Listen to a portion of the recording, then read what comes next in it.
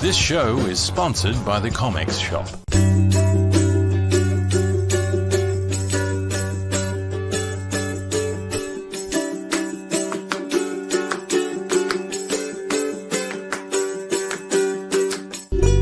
We hope you enjoy the show.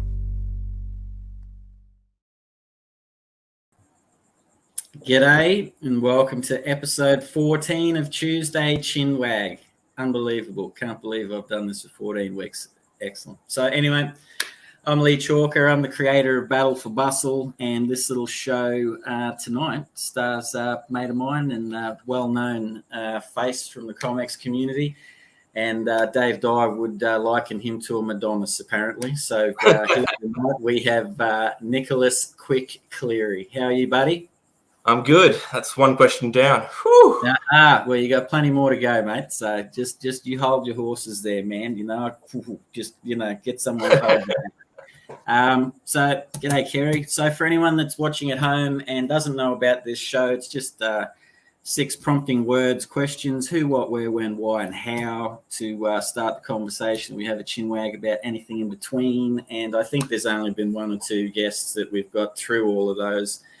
So, we might not even get through 1 tonight, mate. Who knows? Like I say, we're on uncharted borders. So, mate, boom, straight off the bat, who are you? Who? My name is Nick Cleary. I got the nickname Quick through the comics community, which I'm all about. Otherwise, I tend to wear 3 different hats, if you will. I've got 3 business cards. First and foremost, I'm a teacher, primary school teacher. That's my number, in case you want to call me for some substitute teaching. Have you got a Superman symbol next on your card there? I do. S for substitute. Like super substitute. Yeah. Well, sometimes kids ask, they're like, because I'm a sub, I just turn up. They're like, how do you like get here, Mr. Cleary? And I'm like, sometimes I tell them, well, I'm just a cowboy. I just come and go as I please. Or sometimes I tell them, those kids are probably going to be going home and saying, man, this dude turned up today. He's cowboy. Like. Sometimes I tell them, I'm like Batman. Your principal put a light up in the sky, and I rushed here to teach you. So I've got a few lines for the kids. I'm also a filmmaker. I made some YouTube shorts on furyfingers.com. And I draw comics. That's me. Yes. So, mate, the Quick moniker, like, where'd that come about from? Even Danny and Dave? Well, I've been on a few drink and draw shows. Yep. And I wanted to be on more. That was my first thought, because I really enjoyed it. I liked talking, being part of the community. And I said to Spedsy and Sizzle, I wasn't sure who was in charge yet. I was like, I get my pencils done pretty quick, and then I'm just coloring in for an hour.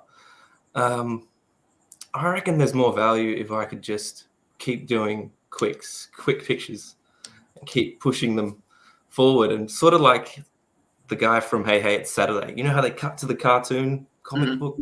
Let's do that. I reckon I can do that. And they said, let's give it a shot. And Nick's Quicks became a thing. Also because Nick May, who just commented, was the other Nick. So we needed to give this Nick a name to differentiate them. Yeah, well, 2 great Nicks, mate.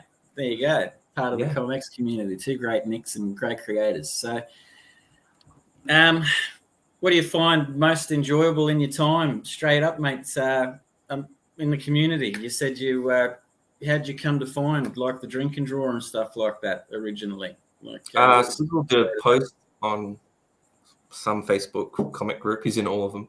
He was looking for 8-page samples for the Presents books, and I had 8 pages done of my novel, which is now finished. And I sent him the first 8 pages because they have a cap at the end of that. Is this the kind of thing you're looking for? And he messaged me back at like 4 a.m, 2 days later, saying, hell yeah, man. And he wanted to chat about it. And I was sort of excited and groggy. And I was like, yeah, well, it's cool. I love it. Great. Can I go back to sleep now? Yeah. Yeah, right. So then you were suddenly, with this 8-page sample, you were suddenly thrust into the Friday night world, were you, mate? You just popped in to say good day and show us what you all got. Well, I remember I'd watch each show and then it'd turn off. And I just knew, without much knowledge of the game, I knew that everyone was still online talking and I could be part of that group. So one night I just joined it because I had the old link and I was like, I reckon I can just sneak in. And I remember joining and everyone was like, oh, that Nick guy's here. And I didn't really want to chat. I just wanted to, be amongst comic artists. Yeah. No, that's cool because filmmaker, comics, teacher. So always been creative, mate. Were you young? What took you first? Your film, or did a comic book take you, or anything like that? I was doodling at a very young age. I can remember. This is a story I sort of tell now and again. I can remember my sister was drawing figures on the page. My older sister. And I was looking at my page and I could only do stick figures. And I looked at her page and hers looked better. And I just asked her, like, politely. I was like, can I draw like you? Can I just do what you do? And she was like, yeah, sure. I just do this, this, and this. And I was like, yeah, I got it. And then I could just see her work and replicate it on my page. Mm-hmm. And then by my second picture, I was, if not the same, better than her. So. And then that became a very encouraging thing for young Nick. People were like, oh, Nick knows how to move a pencil around. Mm. And you know how young people I got a lot of praise at a young age for doing that. So I kept going. Yeah. So did that lead, are you an art substitute teacher per chance, or what? I do a little bit of art teaching in primary schools. I don't love it. It's kind of those things where it's my hobby and I don't like crossing swords too often. But I'll do it, and the kids appreciate that I can make stuff happen. It's actually something I do a lot as a teacher. Is I'll draw on the whiteboard. I'll draw kids if they're quiet. As prizes, I'll do a quick of a student, with a big smile. So I got lots of drawing tricks. A lot of my classes for young people, I'll just lean to the board and do some stuff, and it's actually quite motivating for them. So. Yeah, right. Does that spear them off into getting encouragement from you, or does their minds wander into storytelling? No, it's more so whatever boring math task we have to do, I can make it a little bit more interesting if I'm drawing Mario. Yeah. Oh man, I was never one for maths. Let me tell you, it's but if someone would have been drawing Mario for me, man, I could be making rockets now. Who knows? It's parallel world. So, mate, with now, I think you're most well known for, in our circles anyway, for Detective Budgy. Sure. So that's your baby. Now, what? Bring up. I've got my quicks already. I can show a little sample. Yeah, man. Chuck 'em For up. anyone who's not acquainted, this is my little bird. This is the detective, and I've written two books. While you got this up, what was it that brought you to Detective Budgy, mate? What was it? Did you have something, like pigeons? I saw a post today that said, That's my mum. Yeah, you may have something with pigeons. So what do we got? I'll read that out for anyone that's listening. Chuck it up there, Sizzle. It's when it pops back up, we'll see it, but it's from one of your mate. Here we go. Nick made all the birthday cards for our family growing up, and we still have lots of them. G'day, Nick. All right, that's cool. Yeah. Yeah, any of those, Gabby, if you're out there listening, or any of those Budgy related. So we'll leave that out there in the universe. So, Nick, tell me, man, what was the Budgy? What, sparked it, man? I've told this a few times in the Comics Network, but I'm happy to tell it again. I was working at Osh at the time, I'm glad you're happy because you haven't got much choice, mate. And the theme of the day was like drawing animals in human jobs. So there was a police dog and stuff like that. And then I drew this tough looking bird character. I've got the picture here. And I drew him with arms, like big muscle arms. And I was like, yeah, this guy's cool. And then I was like, oh, what if I gave him like a jacket, like a big Matrix coat, or like Dick Tracy, because he's going to be a yellow bird. I already knew. So you can kind of see that. I drew him and then with arms, and then I did the wings. And I was like, oh, shit, I like this dude. I like him a lot. And I started like telling stories in my head really quickly. Like, what if he had wings? What if he lived in a world like all bird cartoon characters do, where they've all got hands, like Daffy Duck and Donald and everyone? What if he lived in that world, but he had wings and no one knew why? And all these little stories kept going off. So yeah.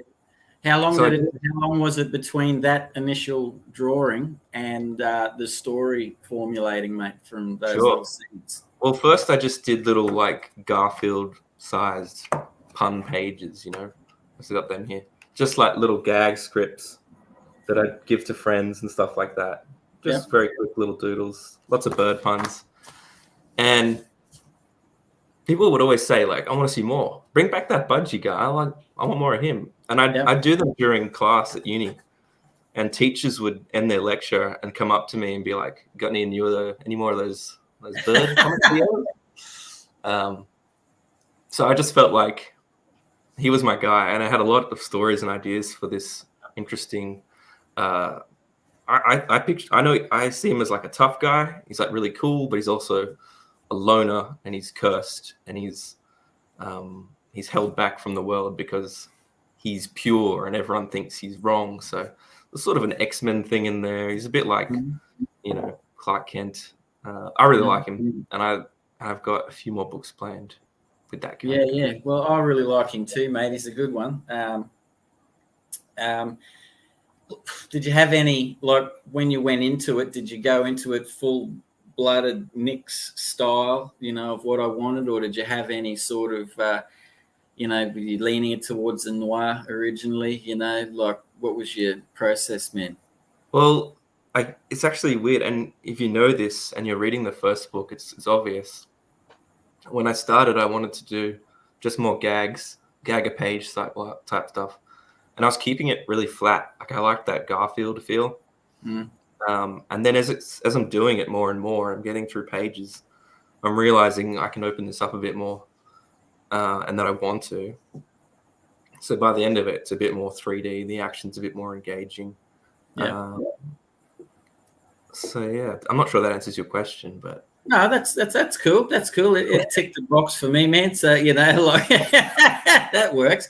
Hey, okay, because there's a lot of world building in the one that I read. Like, it's not just, where you said you started. Yes, mate. Yeah, there's a hell of a world has been built there. Avian City and, all the, like the lifestyles and the days and the night shifts and all that sort of stuff that go on there, man, and a good murder mystery.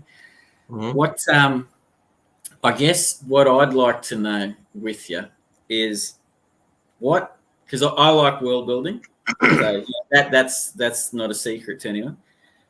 What was it that you decided? What you wanted to fill it out, but was there anything in particular that influenced you to go into like the levels or depths of the world building that you did? It was just that first spark of drawing Budgy, and thinking, oh, he's got wings. No one else has wings. And he'll be on a new case in each book. There's only 2 books. I'm working on the 3rd now. He's on a new case, and they're straightforward crime cases. But the ones that you're reading, and the ones that I'm drawing, are the ones that will tap into and sneak into that mythos of why he's the only one with wings and what that means in Avian City. There's hints of evolution and things like that are slowly coming forward in each book. Yeah, that's cool. That's cool. So, like, you're a filmmaker too. So, obviously, I would assume you're a visual man. So, it's what was it in the film side of things as you were growing up too that played a part in all of this, mate. So Yeah, it's like, I don't know. I've always just been like a bit of a dreamer. I've always been like, Nick. Oh, sorry. What? Yep. I've always been that guy in school and at home, always just thinking stories, and that's what it really is. It's not just. It's that I want to create and tell stories. That's really what it is. And I had a thought that you might enjoy the story. When I went to film school for the interview to see if you got in, I brought in like a video I'd made, and I brought in some samples of my art because my dad was like, just bring that stuff in, just bring it. I'm like, but it's a film school thing. They don't want to see my drawings. He's like, nah, it all works. Bring it in. So I held up some of my art. I showed him my video, and the lecturer was like, he kind of leaned in and he was like, so Nick, tell me, are you more interested in pencils? Is that where your heart lies? Or is it more of you want to come to film school and make videos? And I gave him the right answer for him to get into film school. I said, when I'm drawing, I'm thinking about films I want to make. I'm sort of storyboarding. But that's not true. I'm just telling stories, and any medium I can use. That's what I'm doing. So yeah, that's cool. That's a cool story. Guess you got to tell it like it is sometimes, mate. You know what I mean? Like to move the process forward and the creative. So, like, what was what now? Come on, you must have a movie tucked in there somewhere, man. Like, let's go back to Little Nick. You know, not the Adam Sandler Little Nick, but like the Little Nick, where what was it? Cartoon, a movie. Like finding a pile of comic books next to the dunny, mate. Like what was it? What's my movie like that I watched the most? What's that? I am an Indiana Jones guy. He's my guy. Yeah. I feel like there's like when men wear watches. This is one of my little bits. If you're wearing a silver watch with a silver band, you're a James Bond guy. If you're wearing a black band, you're a Batman guy. Brown, Indiana Jones. So. Oh, no. Well, fair enough. I mean, I can get that. That's cool. What do you like? The adventure of Indiana Jones, man. Like, what is it? Like, was it Harrison Ford? Was it the fact that it all looked real cool? All of it. It was like lots of things. It's just the stories were always exciting and moving, and he was the coolest guy. I think personally, there's a bit of my dad in Harrison Ford. They've got the same generic features. And Dad wore a Cobra growing up, so there's a little bit of that, and I know that. But otherwise, those stories are great. They're the coolest. They're the funnest. Yeah, I don't think there's a single person out there that would have seen that movie and not remembered the scene with the dude and flicking the sword everywhere, and old mate just real casual, like bang, there you go, and off he went on his adventure. There's some awesome stuff in those. So we got number 5 coming out too, apparently soon. Yeah, mate. I'm keen. I'll go. Have you got bated breath for that? Like you know? No, because I did for 4. I was excited, and then I was just slapped in the face. Who by? I won't be going to that. It was like, enjoy. Oh, they are what they are, mate. I guess. It's I always, one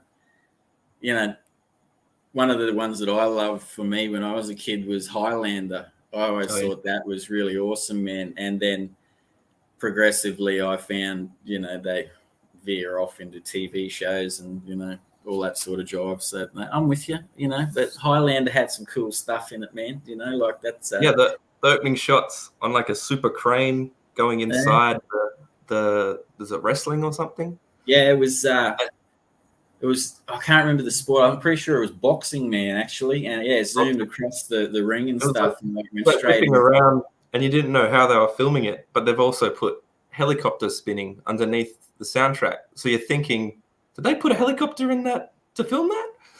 Yeah, it's crazy. Cool stuff, man. Cool stuff. But as a kid, blew my mind, man. But so did Dune. So yeah, old mate riding those worms, man, still blows my mind. So we'll have things. So, man, where's Detective Budgy going? Where are you going? What do you want to do? Where? I'm starting the third book at the moment. Mm-hmm. Peter Wilson's actually jumped on board, and he's kind of doing an intro for me. He's doing a few pages before it picks up. He was like sort of inspired by a Budgy story he had based on Detective Budgy World, and he was like, "Hey man, I wrote a script. Just thought I'd share it with you. Maybe I'll draw it." And I was like, "This is exactly where the next book's headed. Do you want to just draw it, and I'll put it at the front of my book?" And then there you go. Yeah. So one of the things that you're enjoying most, because you said you reached out and just wanted to like be around other creators, and that is that like one of those little pleasures for you, like a Peter Wilson and you talking and like coming up with that thing, and then him contributing to your work and that, like. Yeah, it's funny because one of the reasons I did comics is because filmmaking's it's all collaborative. You can't do anything alone. And you're working with crew and partners and friends and actors. You're just one piece of the puzzle. But what I love about comics is it's just me. It's all me. There's no negotiations. They're all my own negotiations. There's something pure about that. It's just like, I created this, just me. There you go. Have a look at that.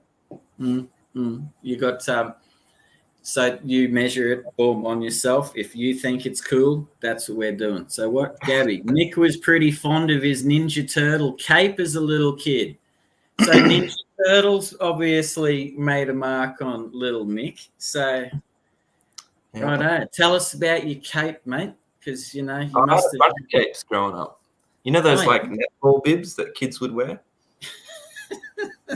With like an S on the front or a red cape on the backside. I had a bunch of them. Yeah. What was your favorite? I think it was the Ninja Turtles, but I had a Batman one. We had a Robin one, which I'd make my brother wear. He had a Superman one. All the good ones. I think Mum made some for me as well. Yeah, that's cool. So Mum was creative. Anyone else in your family creative? Yeah, we're all artists in my family. They're mostly musicians. So I don't really know how it worked, but I'm just not really driven by music like the rest of my family. But you put visuals in front of me, I'm the guy. They'll all go to concerts and stuff, and Nick, you should come. We're all going. And they're like, once the show starts and I've seen everything, I just start to daydream. The music can't keep me engaged long enough. So that's my advice. Do you draw listening to music or not listening to music? But I can't really actively listen to music, like, because I just drift away too quickly. I just know it's all visuals for me. That's what really, excites me. What was the last music you were listening to? Let me just check. What was I clicking on? Earlier, I had some Talking Heads on. There you go. Just a bit of a Little Creatures. Vibe. Was it an album or greatest hits? See, I wouldn't listen to an album because I can't hold my attention long enough. So I just put one track on from the YouTube playlist. Oh yeah, and then that's it. You're in the zone after that one track, are you? Yeah. Well, actually, I found that it's movies that I put on while I'm drawing. So I'll put like a Disney, Netflix, whatever it is, and then I'll draw and I'll look up every so often, but it's usually just the sound of the story progressing that keeps me involved. No, that's cool because I do the same, man. Like I watch TV when I'm drawing sometimes, but then sometimes I just like the sound of the fish filter, you know what I mean, like against the water, man, like over to the side. So everything's different, I guess, depending on your mood. Hey, look, really, I mean, that's what it boils down to, I guess. It's all about moods and creativity and setting the scenes. That's what I like about the quiet time, mate, like similar to you, like just your alone time, and what's cool is cool with you, and that'll do, and so be it. It goes out there. Yeah.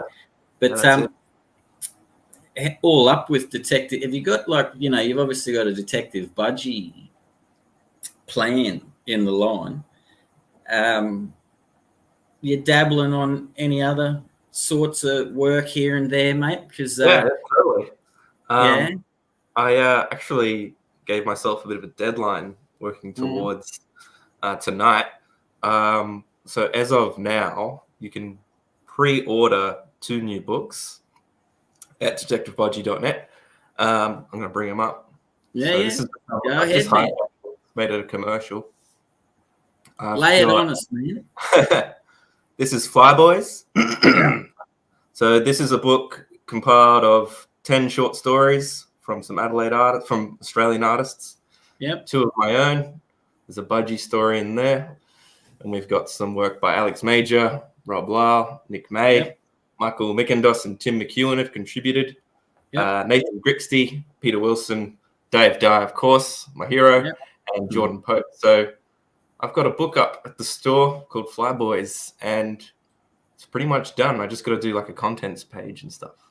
Yeah, nice. Well, you got a good you got a good crew there, mate, with you. So it's a mad crew, yeah, and the stories are awesome. And I've also so obviously Flyboys. It's the theme is flying. Yeah, the theme's all about flight. So there's 10 stories Yep. about flying that have been interpreted just as that. Yeah, right. And one of the stories that I wrote became too long, so I took it out, and I've got a separate story now. Yeah. And that's Propeller Ella, with a very Indiana Jones inspired cover here. Yeah. So that's also available for pre-order if you are interested in such a thing. Yeah, right. You've been busy, mate. I've been busy. No time off for you. It's all because I really want to start that next Budgy book. So I wanted a little break from it. So yeah, I put together this book with friends, and I wrote a comic book about a girl who can make things spin with her brain.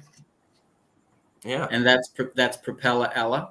Yeah, it's a story it's kind of based in America during World War II, but America doesn't go to war because they've got to fight insect monsters inside America. So, and these insects have sort of disrupted the natural flow of things, and a lot of people can start making things move with their mind. And young Ella can also do that, but we can't do that because everything showed, man, you ruined the visual. That's better. everything Ella moves spins. That's her vice. Yeah. So she's got some flaws in her superpower that she turns into something else. Yeah, and it's all based on old Commando comics. It's based on Leonardo da Vinci's sketchbooks. So it's got a unique vibe. It's different to anything I've done. Yeah. We always you just referenced Commando comics. Have you enjoyed those over time, or was that like a research thing where you just went and got a whole heap of? Here's a great cover, Dave. Good on you. I've only got a few, and there's things that my grandpa would give me. He'd be like, "Here, read that for a bit." And Grandpa was always really encouraging of my art. Yep. And these are great. These old books, they just smell so good. So I've got a little stack of them, and that's the vibe I'm sort of emulating. Yeah, that's cool. So that is good. I'm really surprised with how busy you've been, mate. You've been working hard. It's good to see. You want to make more comics. That's the way to go. We like that. That's it. Because I've been to a few conventions, and I've got 2 books. Yeah. So I'll pad my booth with Budgy stickers or books that aren't complete, or the first 8 pages that I sent to Sizzle. You can buy that separately, just so it looks like I've got stuff. Yep. But now I've got a little collection going, and I've got another one of my dad's walking stories as well. So I'm gonna have a good booth soon. Now, this has always interested me. For anyone that doesn't know this, Nick, man, tell the story of your dad from about 12 months ago or so, because I know that was influential to you and me meeting and stuff like that as well. But great story. Give him a shout out, man. I reckon that's one of the great stories. So my dad, I've got a visual here that helps to tell the story. Mm. My dad walked across Australia, basically. So here we go. He walked from there's some notes. He walked from this northern point down to the south point. And I documented it from home by drawing a comic page every week. Because he would Facebook post regularly about his updates and little stories he'd had. So I'd tell little jokes in pencil squiggle form about his little adventures. And it was great. And I got to join him for 2 days. And that was, amazing. Yeah. How long did that take him? I think it was, he'll correct me later. I think it was like 3 months or something. It was massive. Yeah. That's a huge trek of a journey, mate. Is it something, did he just want to do it or for charity? Yeah, he's always wanted to do a big walk. And people would say, did you do that for charity? Did you do that for something? No, I wanted to do it. So I did it. Yeah, that's good. Man, I'm starting to see the Indiana Jones influences and adventure coming through here. The stubbornness of just like, I want to do it by myself. So I can say I did it. Yeah, no, that's cool, man. That's cool. My old man was a marathon runner, mate. So as you know, so that dude was running everywhere. He didn't start running marathons till probably early to mid. That's probably my dad right there. I imagine that commenting. What an amazing journey. And it's documented too, that one. So you can read all about it on Facebook. He posted it every day. Yeah. And every 7 days there'll be a Nick original picture there. Yeah. So you're going to bring that out as a comic book as well with your cartoons. You're going to have like things like your dad and Burke and I'm gonna have a book of like, so on one page you'll have like little excerpts from his journey and then what I took from it, and then the next page you'll have the comic. Yeah. And that's cool, man. That good on you, bud. I reckon that's an awesome thing your dad did, but it's an awesome thing that you'll have the opportunity to do as well, man. Because I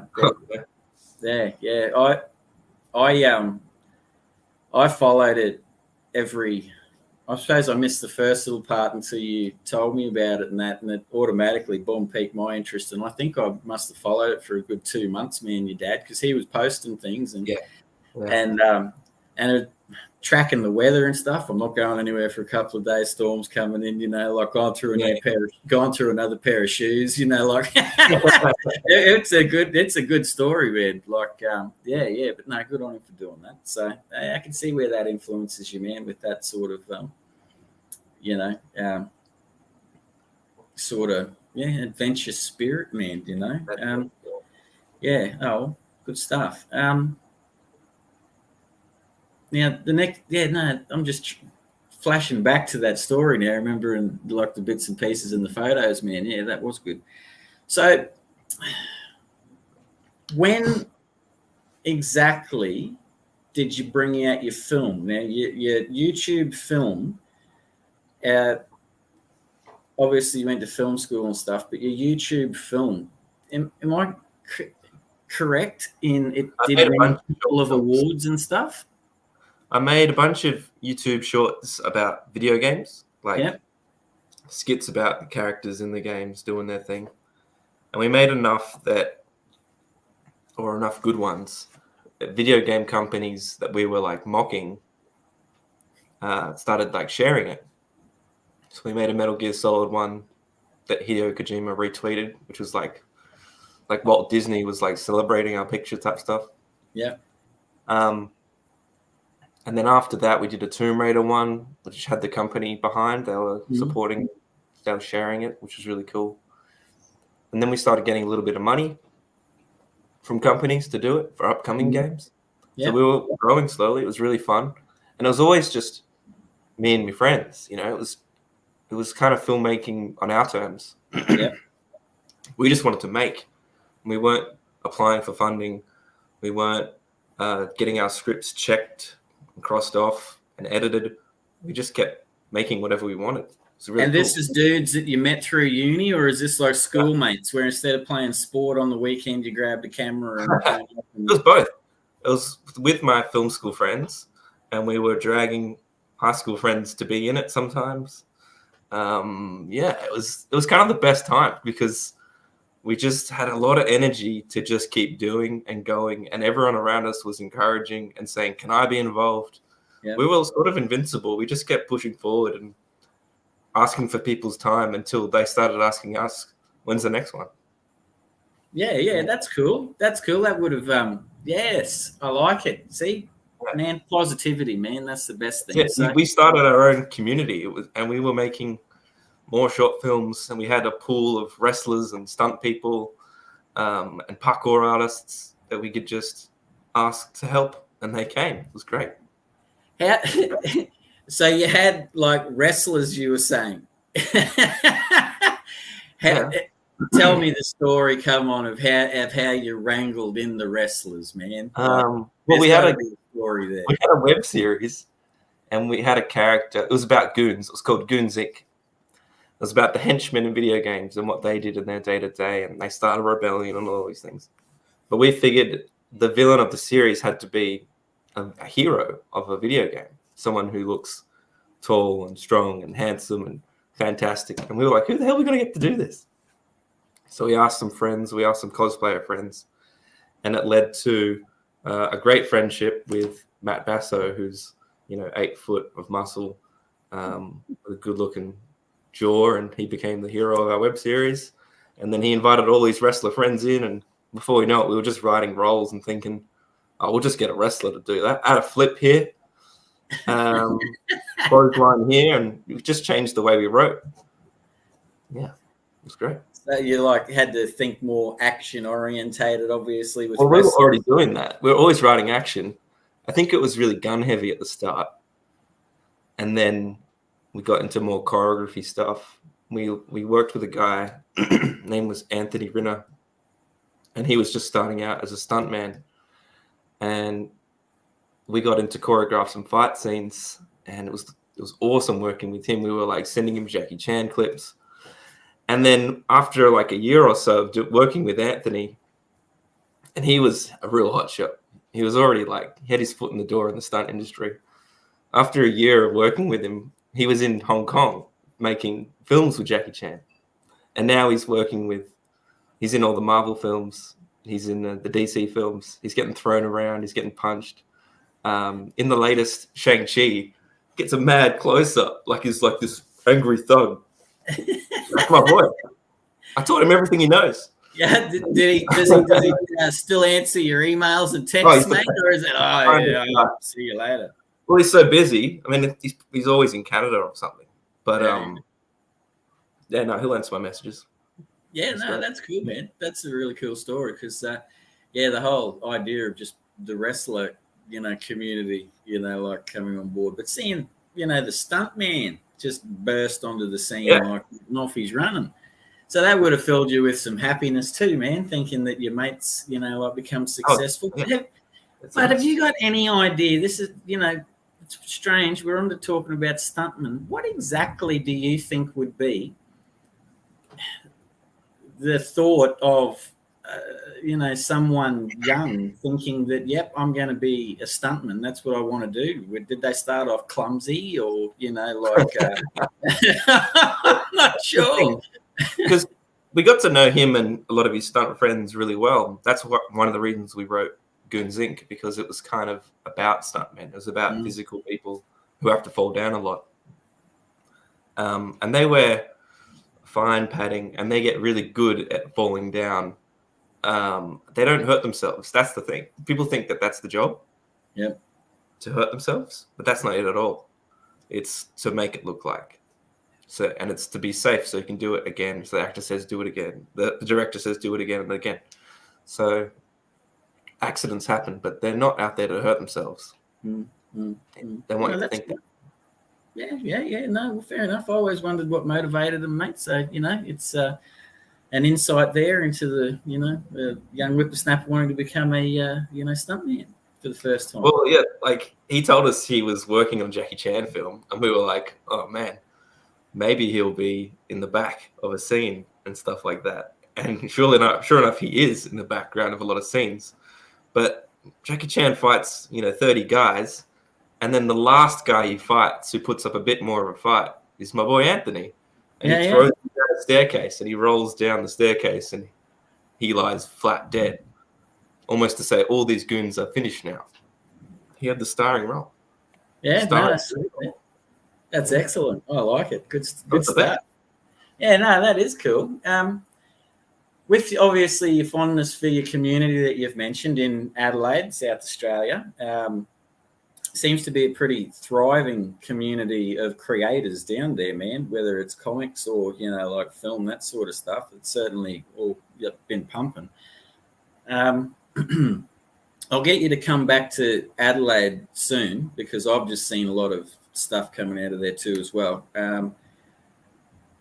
Would I be fair in saying that some of the characters in Detective Budgy are based on these people in the community that you've met and your friends and stuff like that? Yes, you are correct. Particularly in the second book, I started just like, if I had to draw a spare bird, I'd just pick a friend. Yeah. So I mentioned some wrestlers. This is my friend Hjalmar. He's in there. He's an Icelandic type wrestler guy. There's some parkour guys in there, and they're all based on my parkour friends. Yep. Like I can pick him. That's Henry. That's Harry. Yeah, they're all there. Can they pick themselves? Those guys haven't actually shown the book to yet. The parkour guys. But I imagine once I told them they could do it. But the real treasure of this book is, of course, Dave Dye features as one of the protagonists because this character is based on the way he speaks, and he's very Australian. He's based on my old mate Dave Dye. Yeah. And Dave knows that. He didn't quite know it fully until the book was finished and it was in his little hands, and he read the blurb at the back saying, "Thanks, Dave." And it was great. Dave emailed me something like, "Just finished your book, loved it. I loved Frank, and I loved him even more." But I realized he was sort of based on me. So yeah, no, that's cool, man. Because your characters definitely have particular characters. They're very different from each other. So I guess that's, after reading it as well, why I wondered if you'd had based them, like on people, so that you knew well. That's cool. But Dave Dye, he gets around everywhere, doesn't he? I think he's in another comic book out there, I think, about chooks, mate. Man, Biscuits in the Budgyverse. Oh man, Biscuit, no doubt he's listening. So shout out to Dave Dye out there. Oh, there you go. Yeah, Frank looks better than me. You reckon? Good on you, on cue. It's actually cool when you've got a booth and Dave's not far, and you can sell your book. Like, you like that guy? He's in this book. Anyone who comes by with amazing tales, I'm like, oh, well, guess what? Yeah. Speaking of which, you went to. I take it you would have been to like conventions and stuff like that before, but was this the one in Melbourne that you got to meet heaps of people? I'm jealous of you, man, because you got to like say good day in actual person to people, Right. down that way. Was that your first one as a, hey, I'm Nick Cleary, this is Detective Budgy, and Yeah, first one in Melbourne. It was really cool parking next to Spedsy selling books, because I got to just take all his tricks and stuff. It was sort of a tough day. They put us in the corner, which was crazy because, Spedsy and I are the future of Australian comics, and they've shoved us into the corner. So I don't know if it was... Maybe that's why they were using your magnet, man. To pull people down into the corner.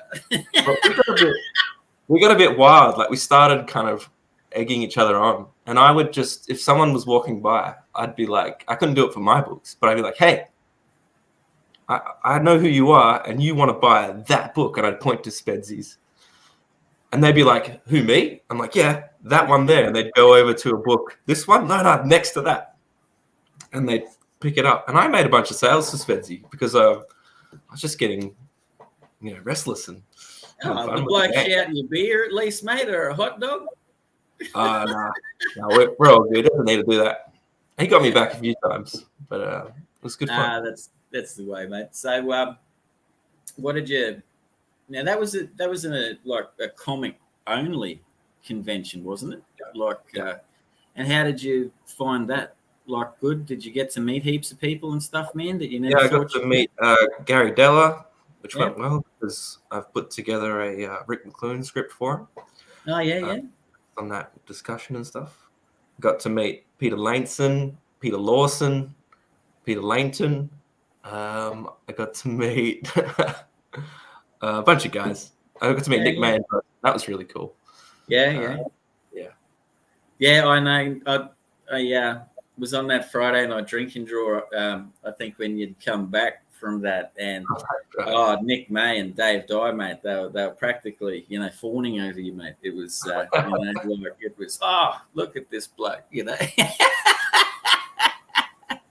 funny guys. Funny guys. Yeah, they are. But it's they had nice things to say about you, buddy. So it's that's the main thing. What do you, Adelaide? What's it like for you as a creator at the moment, mate? The whole I'm jealous scene. of all the conventions that they get in Melbourne and stuff, like the little ones, are where you can really make some money to sell books. But I will start traveling a bit more. I reckon I might just start carpooling with Dave Dye. Next time he's going somewhere, I'm just going to sneak into the back of his ute. That's the plan. I don't know if you'd have that much space in there, man. The amount of traveling he does, I bet you Dave's got a swag thrown in the back too. It's for sure tucked in. Keeping his comic books all nice and tight. The masses. So it's good to know, man, because I just see a lot of advertising around. A lot of Adelaide, South Australian creators seem to be popping up at the moment, mate. It just caught my attention. So I thought I'd ask one of South Australia's creatives, man, to see how it was. Mate. Well, I can tell you that I've snatched up a few for Flyboys. Yep. Not afraid to promote Nathan Brixton, Jordan Pope. There's some Adelaide boys like myself. Yep. And their stories are going to be in there. So we've got our own community in Adelaide. Yep. And it's growing slowly. Yep.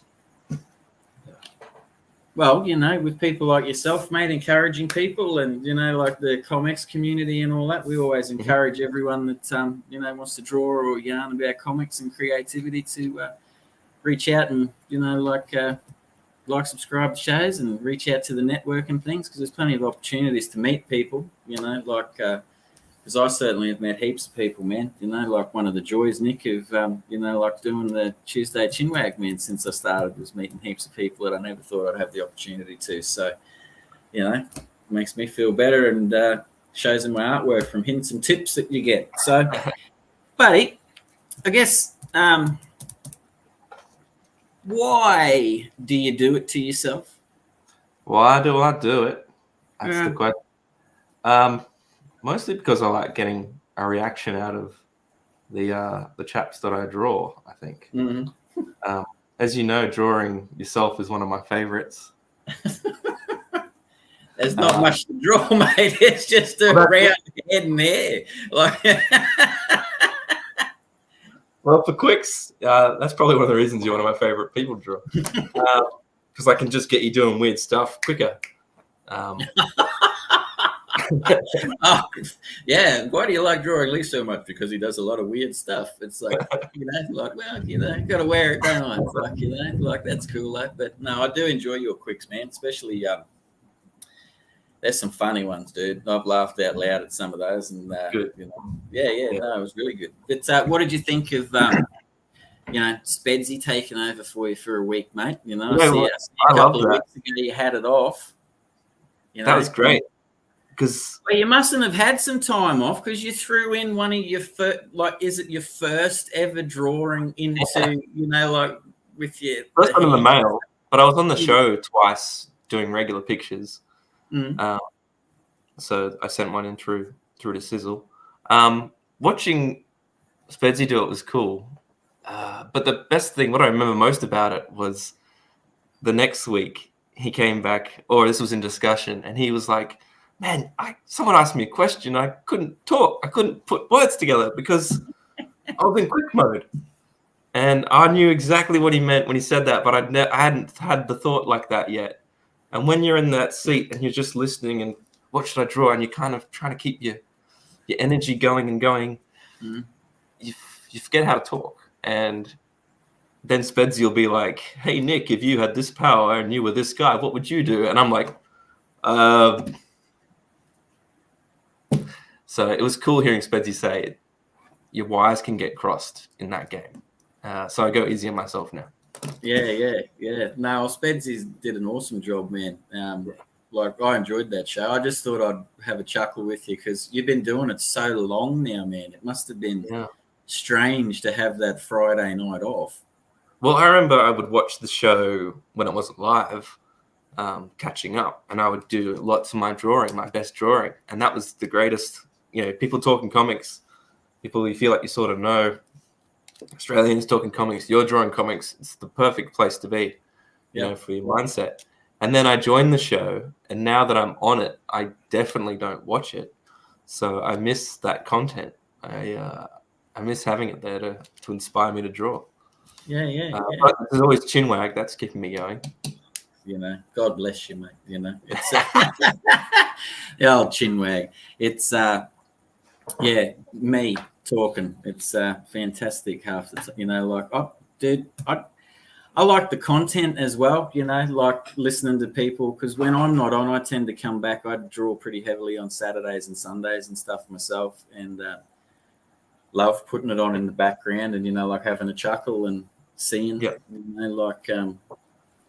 who's out there, what they're doing, some vast improvements in, like people's styles and things. And, like over time, you're seeing people's confidence come out, and just getting used to, like live streams, because live streams are pretty weird things, man. They didn't really come into predominance, I guess, until COVID, Yeah, definitely.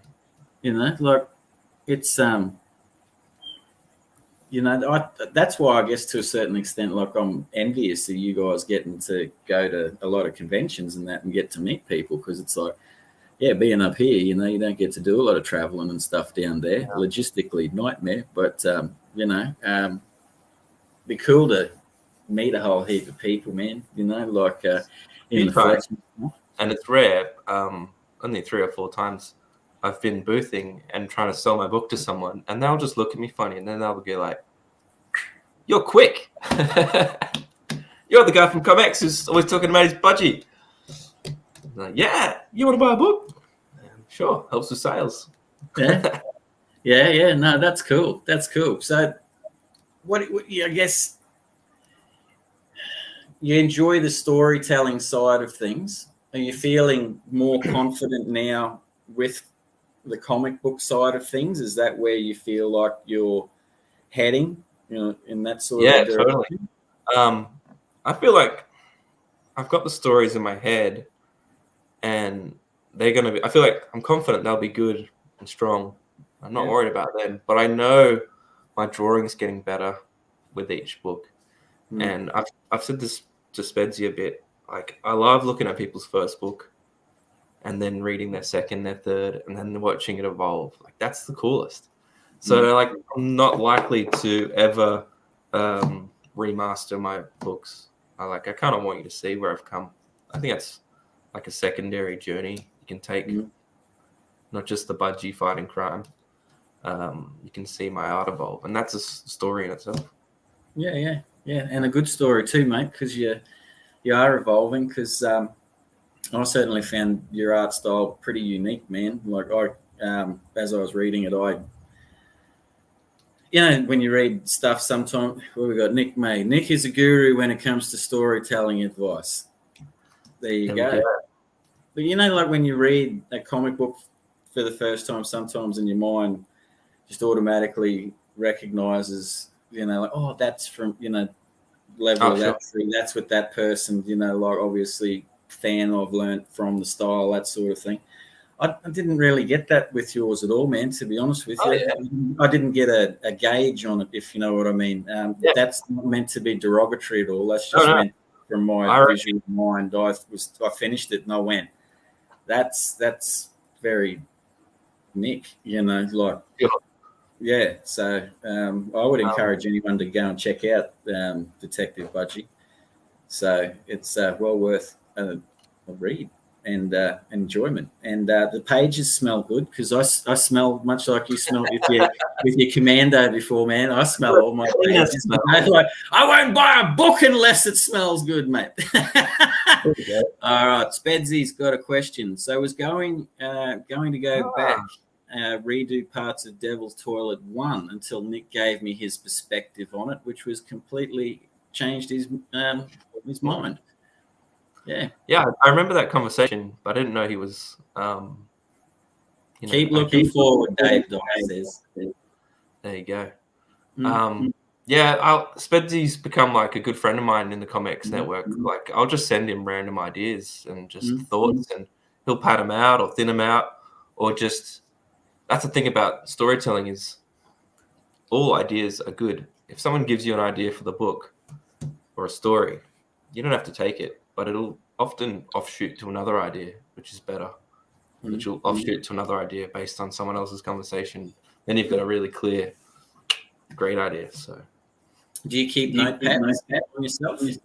Yeah, I'm a real notebook guy. I've got I'll collect just notebooks. I just need them in my life. And I also have my iPad with me most of the time, so I can do digital sketches. But I'm a real list maker. Like, there's always a list on my desk of stuff I need to do. I need pen. Yeah, I'm a real list note paper guy. Yeah. Now, who's echoing there, Nick? You're better at this technological stuff than me. Is that you or me? I don't know. I haven't heard the echo. Oh, my chair's pretty noisy though. Yeah, no, I might be gone. I can't hear myself. There you go. That's always a plus. Sorry, mate. I thought I'd just answer the question before we, get interrupted. But do you, when you're writing Detective Budgy, do you write it first? Do you do the drawings first? Sure. I know where the story's going. I know where the characters are, what's important, what are the big scene chapters or whatever, where they'll go. I know all that in a rough sense, but I only write a page at a time. Otherwise, and I've said this before, otherwise I'll feel like I'm just doing something that Nick said to do 6 months ago. I don't want to do that. I want to be creative each page. Yeah. No, that's fair call. So was that because the it's a big book, the last one you did. It's what's the 80 pages, something for that? 88 pages, I think. So did you find yourself doing a page at a time of script with that for 80 pages? Yeah, that's how it went. There's some lines that I would write down and that's going to go at that moment. And a lot of the puns were sort of oriented around what kind of bird they were. And, so I knew all my moments, but then when I came to each page, that's when I can be creative each time. But Did that can be going to be 80 pages? No, I just kept going. I sort of had an idea that it might be sort of 3 comic books, maybe, but I wasn't sticking to it. But it kind of became that. So there's 3 parts to it. But yeah, it can be dangerous because sometimes you get to the scene and you pad out some writing and you're like, oh, I thought this was 2 pages. It's actually 6. Whoops. Yeah. Oh, that's organic, I guess, man. Organic storytelling, It's right. But good story. You tweaked my interest to find out why, he doesn't have hands and stuff, man. What he is, it's a cool character, man. Is he based on anyone in particular? I like to say he's based on me when people say he's a cool character. But no, enough. I think I am Budgy because we're all stuck in our little selves, and I think we all feel alienated or different, no matter where we are. And Budgy's just that. He's kind of broken and kind of in a world that doesn't understand him, because we all feel like sometimes. That's fair. That's fair, man. So that's perfectly fair. A lot of you got to put a lot of yourself into that. Dan Joe, mate. There you go. It's a great read. So you got a fan there too, mate. Dave died. Did you know the ending? There you go. I know all my endings. I actually know where the books are going, and I know how it'll end, but I don't know the details along the way. That's what I'll figure out. That's fair too. I like that because I like film too, and I've mentioned before, like in after shows of Friday drinking draws and stuff. I'm a big David Lynch fan, and I like the way David Lynch seems to collate, like a whole heap of ideas and do what you're doing, I guess, in a comic book form into a film sense. Did you learn that? Did that come natural, that style for you, man? Or is that got a film school sort of bit of a piecing together that sort of a vibe to it? I don't know. I know that I've had producers tell me they're like, I want a shot list. And with the Fury Fingers films, we had ideas and we had scripts. We wouldn't really put shot lists together because we'd get on set and they'd change anyway. Because of the scene or location or whatever it was. So you have to be flexible on set. If you're just trying to replicate your storyboards, you won't make a stronger film as if you were to just embrace what an actor said differently, or how they moved on set, or the location that you didn't think you'd get. Everything changes when you're on set. Everything becomes alive, and you got to start scratching your notes away. You got to start ripping up storyboards and coming up with new shots. Well, I suppose a slight variance in anything could be like that whole 1 degree thing, couldn't it? You know what I mean? Like if you kept going with that script on a slight change, it might become something totally different. Which is an organic story. Well, you got to rein it in at some point, but no, you got to be creative on set. Or you're just sort of slaving away to what you decided 2 weeks ago in your bedroom when you were writing and drawing it. It's no fun. All right. So, what was your first comic book? Detective Budgy was my first official book. Yeah. But what was my first when I was at school? I had a superhero squad that were called Synergy. I was in Sydney, so they were the Sydney Synergy. And they were just knockoffs of the Justice League or X-Men or whatever it was. Can't really think of characters that stuck around for a long time. It was always just shuffling, interchanging, or drawing teachers at school. Yeah. Doing quicks.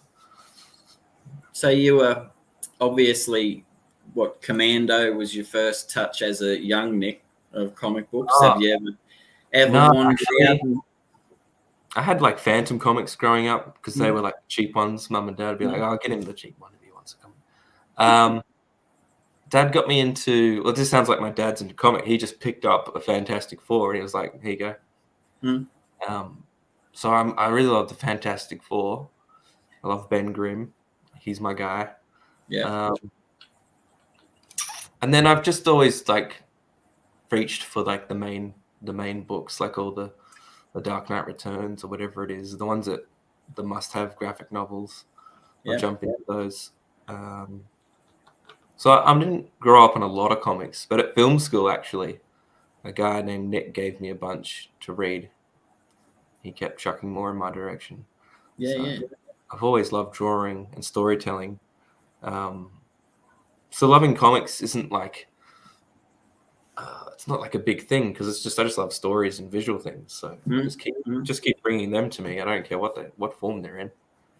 Yeah. Did you find that your comic book output increased with COVID? Yeah, well, my COVID didn't change a lot. As a teacher in Adelaide, my lifestyle didn't really change. Much like up here. Yeah. Yeah, we just went about business as usual too, mate, up here. It was so it didn't really affect us anyway in the far north. Because I've just noticed from talking to some people that COVID, played a, like big push in them, being isolated and stuff. I'm finally going to do this thing. So just wondered if... for me, it was less. I got less work done because there was more work for me for some reason. Teachers were getting sick, so they needed Batman to show up. The cowboy. Yeah, well, super sub, according to your card. You got plans on going back, doing any film work? Yeah, we're working on a pitch application, and that's part of the problem is we kind of evolved to the point where we don't want to go back towards being those indie kids that make it happen on their own dime. We got some funding from Google to make a web series, so we made everything, professional level. Yep. And now we're just trying to get to the next level again, which is one of the reasons I've got more comics coming out. Is because I need to be creating. I need to have stories coming out of me, or I'm unhappy. Fair enough, man. Answer your question why, which I sort of dodged before. Well, see, it all comes back around, man.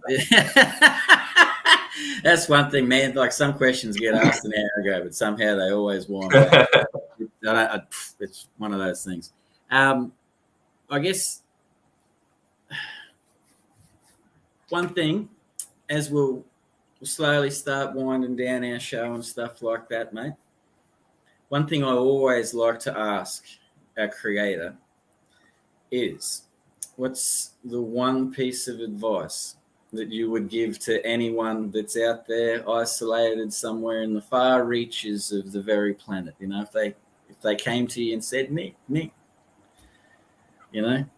what do you do? What's the piece of advice? I had to think about this because I don't think I'm one to really give advice unless it's on a story note or something, Nick may. But for me, and this is something I figured out once I'd figured it out, it's all about routine. If you can set the routine that you're going to draw more often, it'll just start happening. 88, 90 pages of Detective Budgy meant a lot of sort of sacrifice and work because my body became sort of instinctively like, oh, I haven't drawn today. I might skip the rest of this TV show and head to the drawing desk. And if I went to bed and didn't do that, I had that feeling of, did you just waste the day? Did you just waste? You're behind now. So it's all about that routine for me. Was that something instilled as a young man, or that's just something you've grown through? No, definitely not. I feel like I've never been very disciplined, so comics is helping me become disciplined, I guess. Yeah. And I suppose feeling better, seeing your artwork improve, as you were saying, and not going backwards, going forwards, and community, because you've had comments from members tonight, man, saying what a huge help and inspiration you've been for them as well, man, with words of advice and things. So but that's, look, mate, I'm all about positivity, Nick, and that's the one thing that's beautiful about the other creators that I've met, mate, is everyone's willing to help and they're open to questions and stuff. And if you do like to draw and want to create stories and stuff, there's plenty of people out there you can reach out to. Everyone's available. Buddy, I will say one thing. Before you have the fire you were saying earlier for comics, was just one of those things. It wasn't like it is for example, when I was young, I was buying everything. I didn't have a cent to my name, man, you know what I mean? But I'd buy every comic I could. But Dude, you've grown quite a what we'd call a portal of Australian comics. So I would say that that's definitely lit a fire in you. Right. Yeah. Or people ask me, like, what do you read now? You read Spider-Man? You read Batman? Like, what's your book? And I'm like, no, I just buy indie books now. I want to read what my friends are writing. I want to know more about the Australian indie scene. That's all my reading stuff now. Yeah, no, that's great, man. That's really good. It is awesome. Mate, I guess I'll start winding the show down and bringing it to a close, Nick. But I certainly enjoyed that conversation because I didn't know a lot of that about you. I would strongly suggest anyone check out Nick's stuff because I'm about to ask him his final question. I'm just going to plug. There you go, buddy. Where do you get your stuff? Where can people reach it? You can pre-order those new books as of an hour ago. And I just got a notification. Nick Mays just bought some books. So thank you, Nick. Appreciate you. There you go. And I'm not too shy. I'll show those covers again if you want to.